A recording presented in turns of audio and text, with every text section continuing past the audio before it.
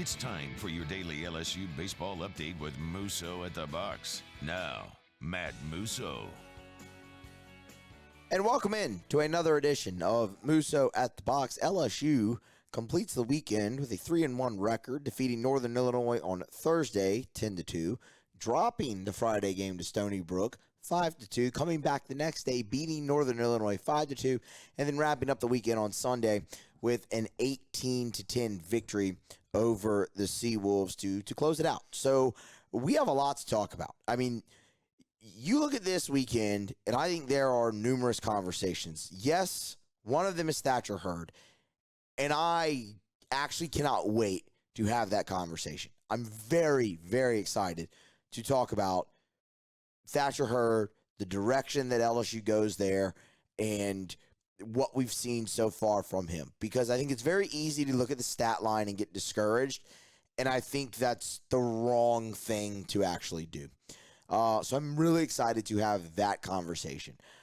There's the offense, or lack thereof, for the majority of this weekend that we get to talk about here today. And I'm excited to have that because I think Jay Johnson, when he talked about it post-game, both Friday and Saturday, said a lot without saying too much, if that makes sense. And I think the numbers from the games, and not just the hit column or the run column, say a lot as well. And I'm excited to talk about that too. And ultimately, you got 3 out of 4 wins, which you'll take. I mean, it's baseball. You're going to lose games. But one of the main takeaways, I'll tell you right now, that I've had so far is this team is what we thought they would be to this point early, aren't they? They're really, really deep, and I'll go ahead and say dominant on the mound to this point. The offense has shown flashes, but has been hampered at the same time with conditions and getting away from the plan and everything that we're going to talk about. But they're still winning games. So isn't that what we thought? Where it's like, okay, they're going to be really good on the mound. They're going to struggle, for a lack of a better term, offensively early. And the pitching will help carry them, and they'll win with that in defense. And I think LSU's done that so far. So when I look at them, I say, man, they're 7-1. And right now they are who we thought they were. So they're kind of right on track. And that's a great place to be because you have a big week coming up where you're going to go to Rice on Wednesday, and then you'll be in Houston for 3 games this weekend, and it'll start off with a game against a ranked Texas program who, look, you've been playing them really for the last 2-3 years, feels really regular, and it's always going to be a battle, and that's going to be a great atmosphere on Friday. And look, I'll be in the building, and I hope to see many of you there, and we'll talk plenty about that as we go throughout the week. But that's going to be a really big test, and for multiple people on the team. So I'm really excited to get to that point. But before we can do that, obviously we have to, go back through this weekend. So we're going to do that here today. Smash the like button. Share the video. Get subscribed up on the YouTube channel. Much appreciated. Same with podcast apps. Anywhere you get your podcasts, we're there. Apple, Spotify, Google, you name it. Search Musso the Box. Bang. Right there. Get subscribed.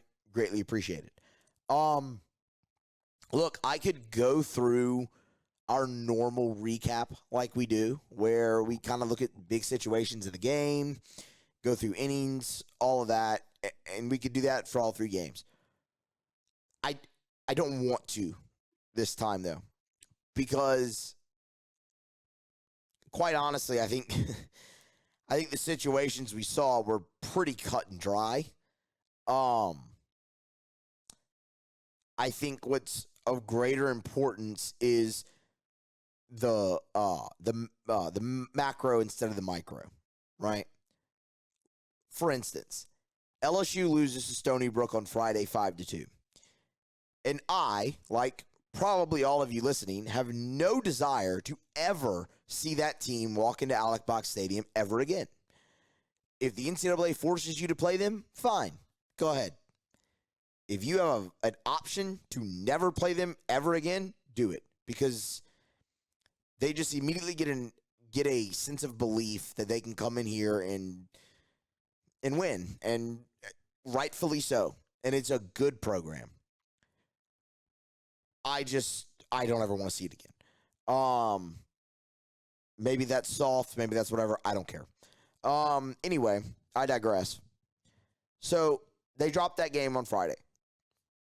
I could break it down for you. 7th inning, LSU's down 3-2 at that point, and they get the first 2 guys on, and then Hayden Travinski grounds into a double play. I don't think that's as significant as the greater conversations that come out of that ball game, being Thatcher Hurd and the offense. So let's start with Thatcher Hurd. I said right off the top, I've been waiting to have this conversation because, again, I can look at right here at Thatcher Hurd and see him at 0-1 in 2 starts with a 9 ERA in 7 innings. And I can see that and be like, man, that's not good enough. And it's not.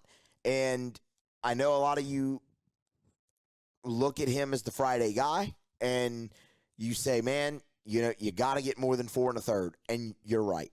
100%.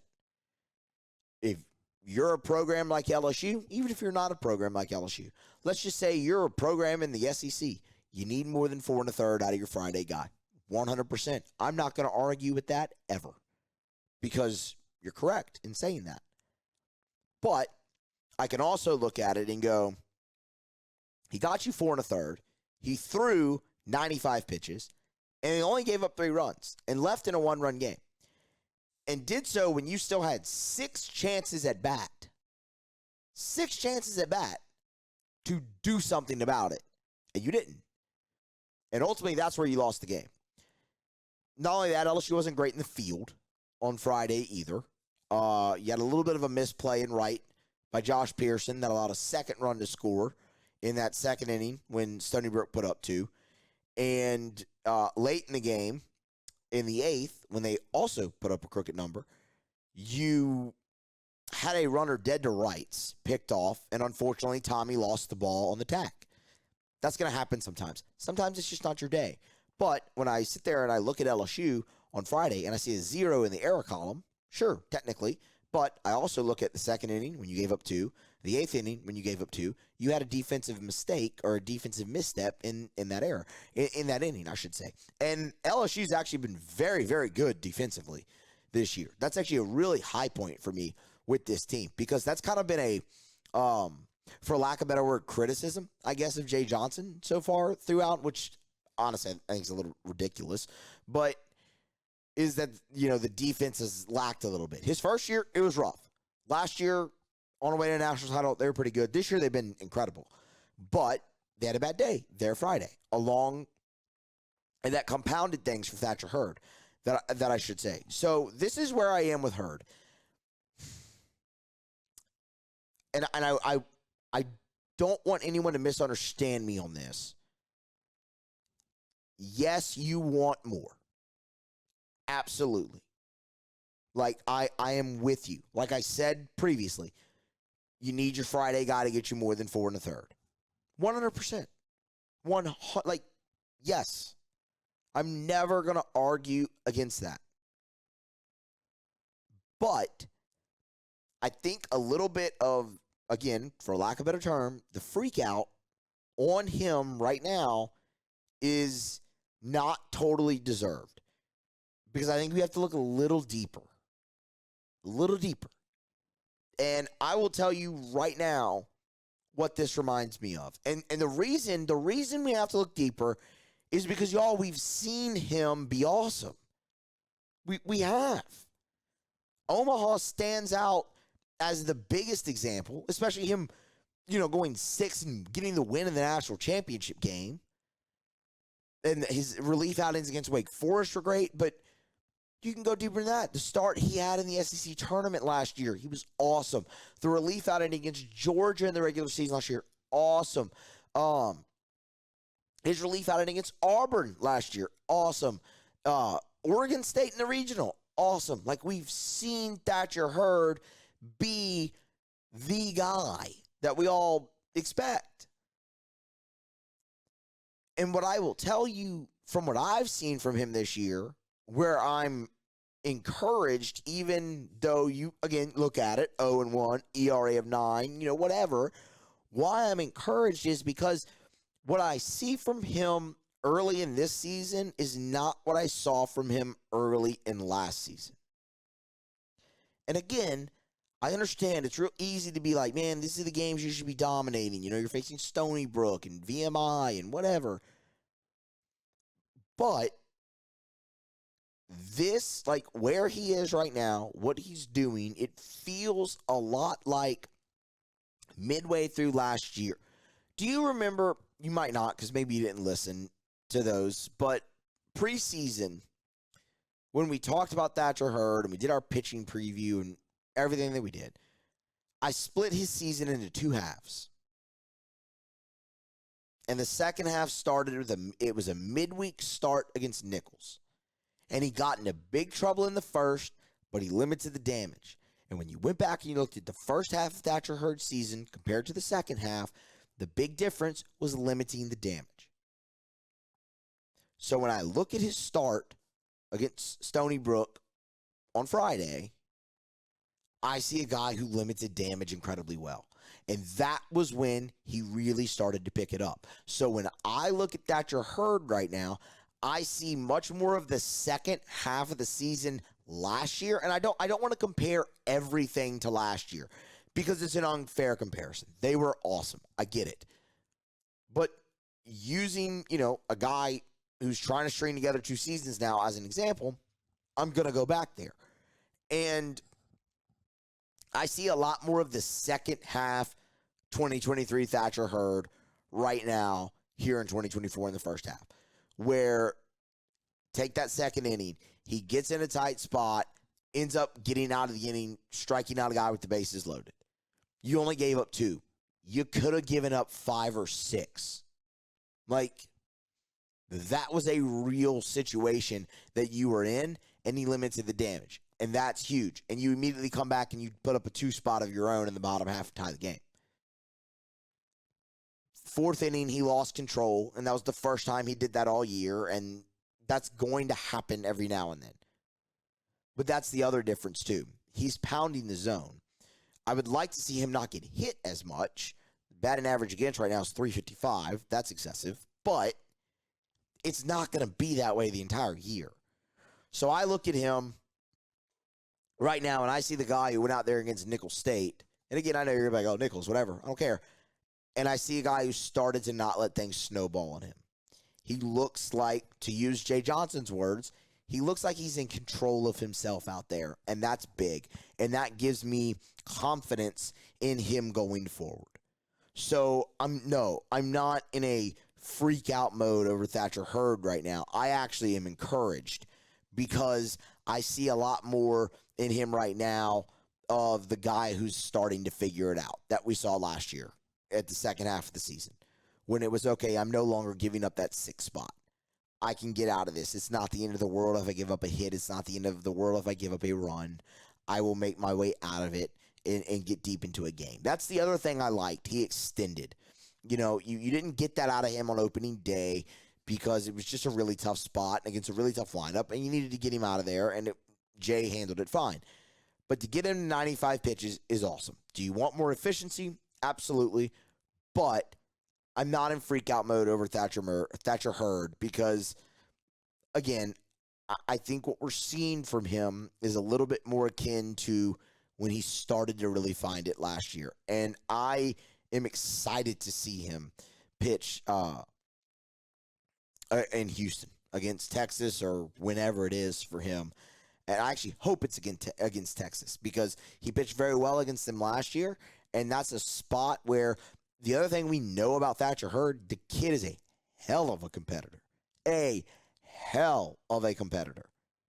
And when the lights turn on, he's going to turn it on. So I'm really excited to potentially see him pitch in that game. But in general, just, when they head to Houston, I want to see him. And I'm not looking for a bounce back. I'm not looking for anything of that nature. I'm just looking for him to continue to take the next step.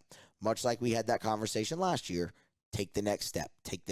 And he did. And he became a major contributor for them down the stretch. And a guy who they don't win the national championship without. So I'm still all in there, all in on Thatcher Hurd. Let's talk about the offense. So, again, it's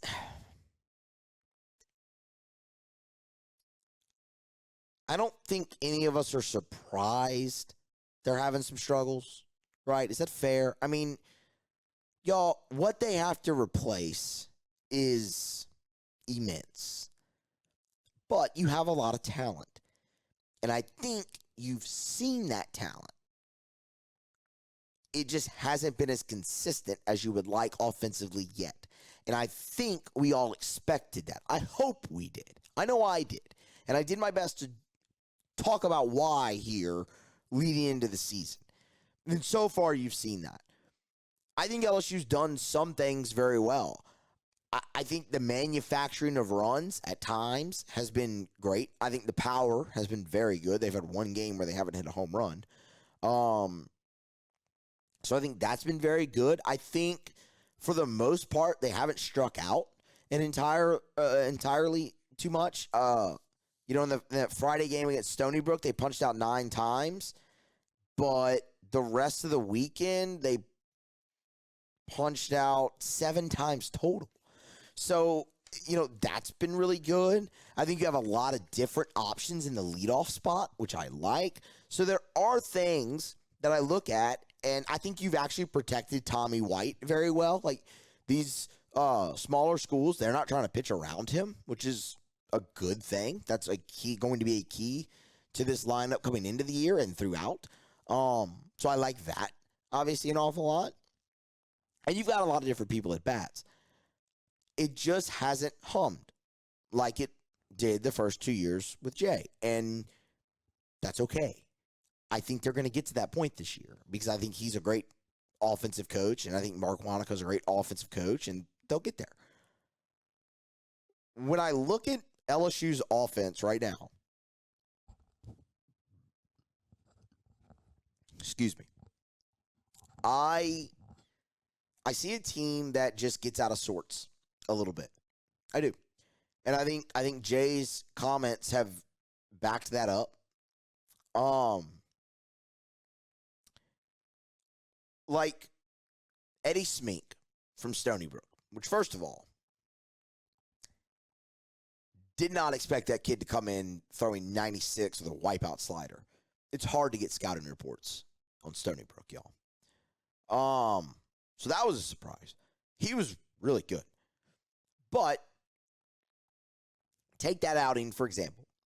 LSU had him close to 50 pitches early in that game, and then they got away from it, and he was allowed to really settle in. Same thing on Saturday against Northern Illinois. LSU ran the pitch count up early, really through the first 2 innings. On that starter, that was Jackson Stewart, and then kind of really allowed him to settle in a little bit. They got away from it. They're just not consistent enough there yet. The conditions in those 2 games were tough. I was very excited when I got to the park on Saturday to see the same kind of wind conditions because I wanted to see if there was an adjustment. And LSU, look, they won the game, but they had 3 hits. And oddly enough, I actually thought the at-bats were better in that Northern Illinois game on Saturday than they were against Stony Brook. I know the hits weren't there. I know Jay wasn't happy after the game and talked about, ripping the position players for 20 minutes or whatnot.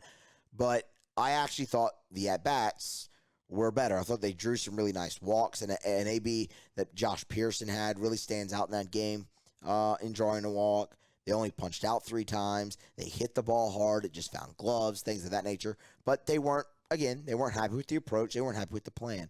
And where I understand that is what we just talked about to start this whole little segment is early in the game, really those first 2 innings, they did what they wanted to do. They ran the pitch count up. They got the guy deep into counts, and they were able to push across some runs early. I mean, you had 2 runs in the first 2 innings against Stony Brook. You had 2 runs in the first 2 innings against Northern Illinois. And then you hit the skids. So the commitment to what they want to do at the plate, they have to get through. They have to stick to. And I think there might be a little bit of pressing there potentially that's hurting them, but it's nothing that they can't overcome. I think you've had a lot of guys contribute. I mean, y'all, we're sitting here. What's crazy is we're sitting here having a conversation about LSU's offense. They're hitting 331 as a team through 8 games. They've parked 12 balls. I mean, a combined 74 RBI. Like, they've been really good. I think, again, that speaks to what we've seen from them the last few years, especially under Jay. But they've been plenty good enough. It's just, it's not to the level that we've come to expect. And they will get there. But I go back to what we've said for a while now. This is what we expected. Or at least what we should have. You're replacing a lot. You got a lot of talented guys. But it just has to come together. And you're lucky to have the staff. Well, I don't want to say lucky because that discredits the work that Jay and his staff did building this team and the depth that they did. But you're in a good spot, I'll say, to have the depth that you do, especially on the mound, that you can overcome that. Before we get out of here, I do want to talk about a couple players individually that really stood out to me this weekend.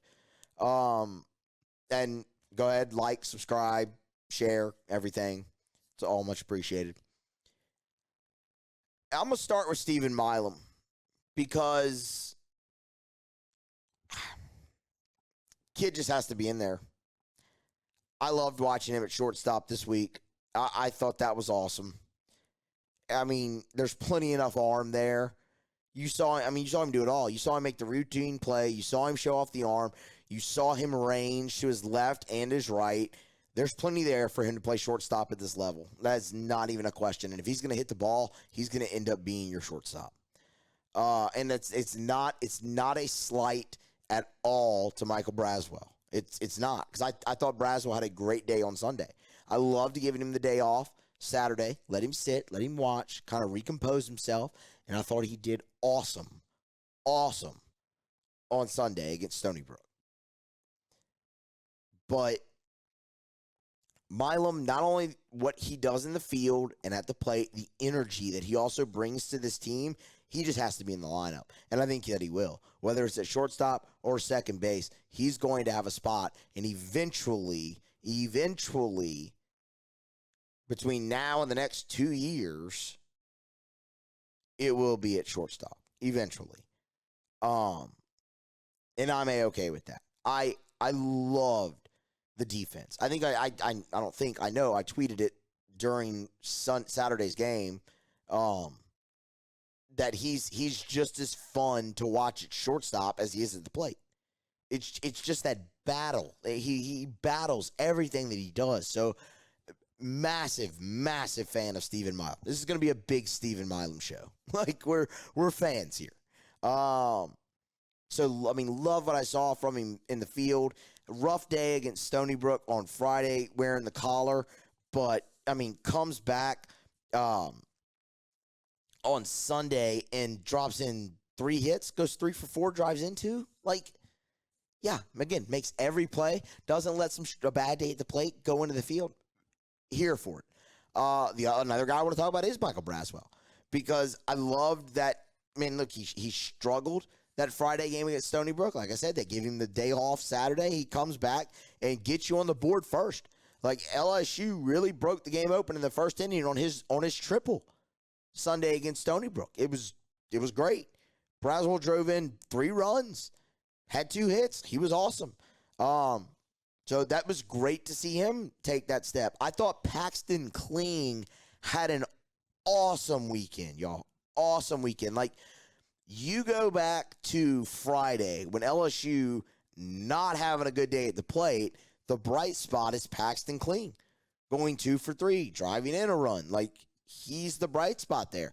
You go again to Saturday. LSU's got 3 hits in that ball game. They win, but they have 3 hits.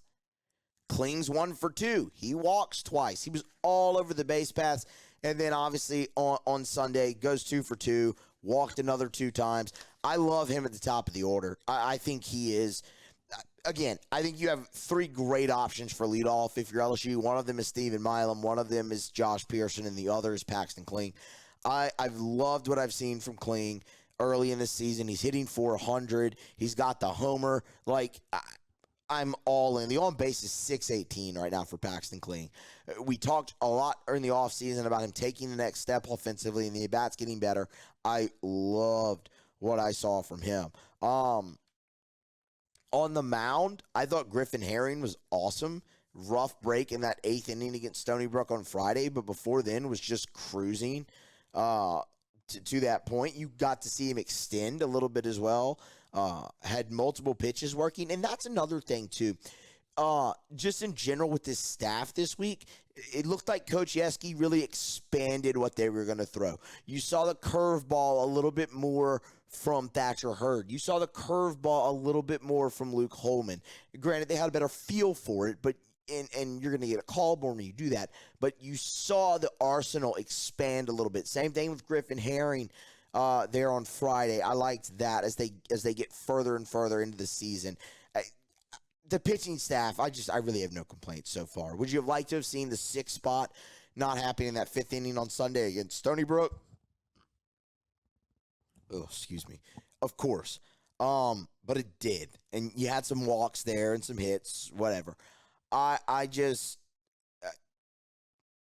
love the talent they have on the mound, and eventually they're going to just, they're already a pretty well-oiled machine there, and it's only going to get better. So, I thought Jared Jones took some really good at-bats this weekend as well, specifically on Sunday. Had the homer, had 2 hits, drove in 3. LSU scored 18. A lot of guys drove in runs, but I liked what I saw from him there after a really tough Friday and Saturday, which I think is a good thing. And, y'all looking at his numbers, he's hitting .286 with 4 homers and 10 RBIs. He's leading your team in homers and RBI. He's going to be in the lineup. The last thing that I will say is I loved the response from this team this weekend. And that was important because this team, they have to learn how to win, but they also have to learn how to face adversity. Because as the defending national champions, and I know that term doesn't sit well with the program because they want to attack, and I love that, and I think that's great. But how everybody else views you is the defending national champions. And you're going to get everybody's best shot. Like you always do at LSU, because you're LSU. You're one of the premier programs in the history of this sport. Not debatable. You're always going to get everybody's best shot. But when you're defending a crown, you're really going to get everybody's best shot. And adversity's going to come. So to see them deal with it the way that they did, I thought was massive. To go back out Saturday after not playing well in 2/3 of the game, 2/3 of the phases of the game, I should say, on Friday, to come back, still struggle offensively, but find a way to win with great pitching and great defense, winning 2/3 of the phases of the game is huge. And then to follow that up with 18 runs on 17 hits after you had 9 hits combined in the previous 2 games to go along with 7 runs, that's massive. That's big response. It's what I want to see. That's what you want to see. That's what they want to see. And you saw it. And that's big.